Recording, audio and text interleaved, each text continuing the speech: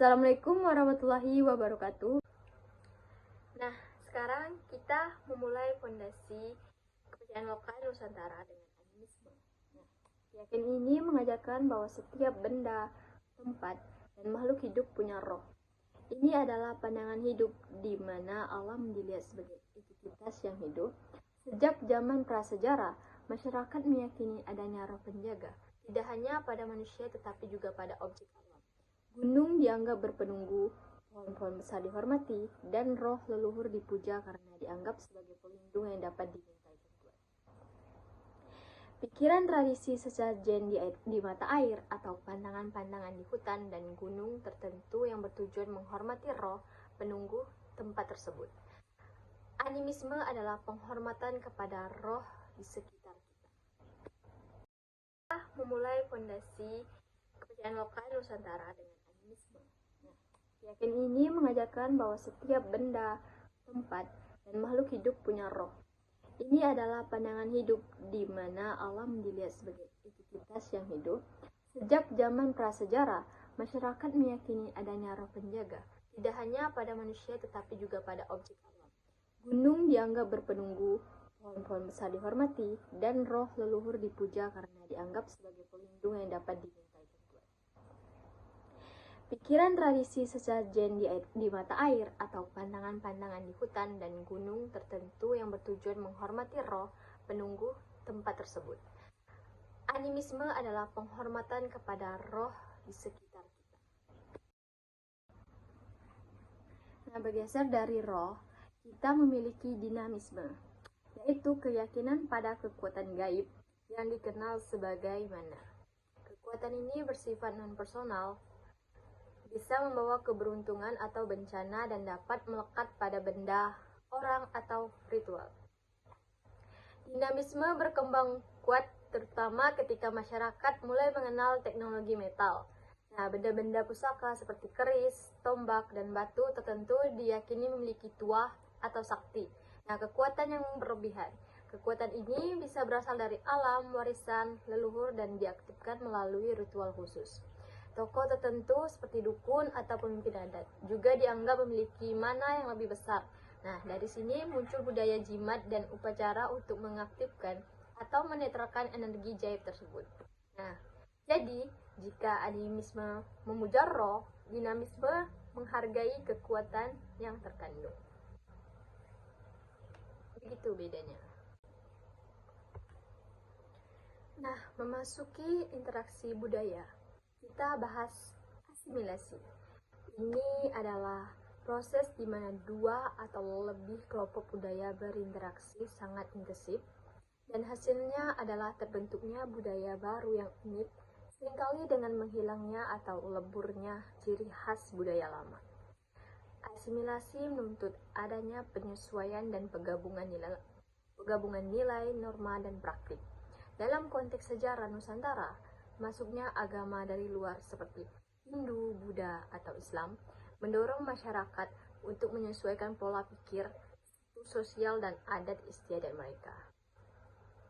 Bukti asimilasi itu tampak pada situs arkeologi seperti candi bercorak Hindu-Buddha yang kemudian dihiasi motif kepercayaan lokal seperti animisme dan dinamisme, membentuk sebuah budaya baru yang khas Nusantara, tidak sepenuhnya India, tidak sepenuhnya lokal, tetapi perpaduan yang unik. Nah, selanjutnya ada alkulturasi. Alkulturasi adalah proses pencampuran dua atau lebih kebudayaan yang saling bertemu dan memengaruhi, tetapi setiap budaya masih mempertahankan ciri khasnya sendiri. Kata alkulturasi berasal dari Latin yaitu alculturat yang berarti berkembang dan tumbuh bersama.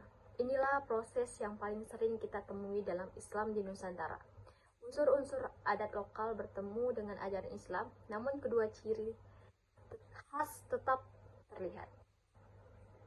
Ritual seperti grebek, ritual yasinan, dan kenduren menunjukkan alkulturasi yang sangat kental. Praktik Islam diwarnai unsur adat lokal seperti doa untuk leluhur atau simbol agraris. Menciptakan upacara hibrida yang dipraktikkan masyarakat setempat. Unsur Islam yaitu membaca Yasin, ada unsur adat kenduri juga ada, dan keduanya berjalan berdampingan atau bersama-sama. Nah, terakhir kita membahas sinkretisme. Nah, secara etimologis ini adalah upaya mencampurkan unsur yang saling bertentangan dari dua sistem kepercayaan menjadi praktik baru.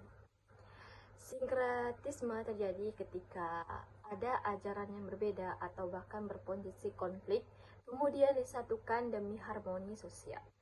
Nah, dalam Islam Nusantara, banyak ritual adat yang mulanya berakar pada Hindu-Buddha atau kepercayaan lokal dimodifikasi agar sesuai dengan ajaran Islam. Praktik pernikahan di Nusantara adalah contoh yang paling kuat. Tradisi adat seperti penggunaan kembar mayang, yaitu simbol yang berakar pada Hindu-Buddha, tetap dipakai.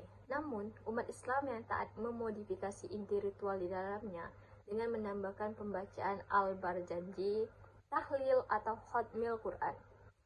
Praktik lama dipertahankan bentuknya, tetapi isinya diadaptasi agar selaras dengan hukum Islam, menciptakan sebuah praktik sinkretis yang unik. Nah, jadi intinya, animisme adalah keyakinan bahwa setiap benda dan makhluk mempunyai roh. Masyarakat menghormati roh leluhur sebagai pelindung dan memandang gunung atau pohon besar sebagai tempat tinggal roh penjaga. Sedangkan dinamisme adalah keyakinan pada kekuatan gaib atau mana. Kekuatan ini melekat pada benda, orang, atau ritual. Dikenal sebagai tua atau sakti yang sering ditemukan pada keris atau batu pusaka. Yang selanjutnya itu proses interaksi budaya saat agama luar masuk. Ada asimilasi. Nah, asimilasi itu pembauran intensif budaya yang menghasilkan budaya baru unik di mana ciri khas lama bisa hilang. Contohnya itu adaptasi awal arsitektur candi yang memadukan corak Hindu-Buddha dengan motif-motif lokal yang diserap total ke dalam gaya Nusantara.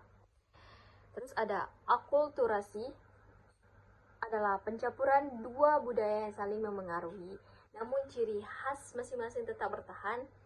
Inilah yang melahirkan upacara hibrida seperti ritual yasinan atau grebek yang memadukan ajaran Islam dengan unsur adat lokal seperti kundure. Nah, terus ada sinkretisme, adalah proses mencampur unsur yang saling bertentangan dari dua sistem kepercayaan. Contoh paling nyatanya adalah ritual pernikahan adat yang dimodifikasi dan disempurnakan dengan pembacaan khatmil Quran atau tahlil untuk menyesuaikan dengan hukum Islam. Nah, jadi kesimpulannya, animisme dan dinamisme adalah akar lokal, sementara akulturasi, asimilasi, dan sinkretisme adalah proses interaksi.